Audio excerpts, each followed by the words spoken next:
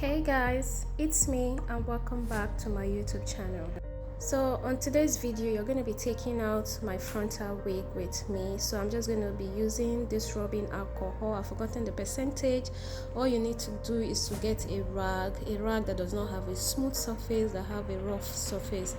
So just dip that into your alcohol.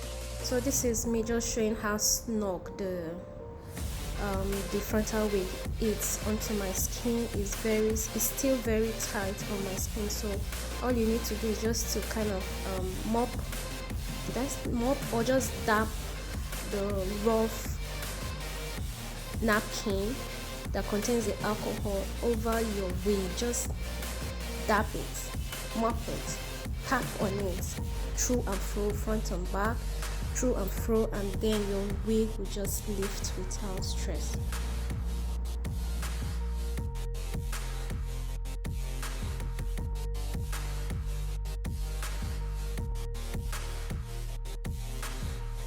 So you can see how the wig has lifted without so much hassle. So please check out my other content and I'll see you guys in my next video, and please don't forget to like and comment also. Bye.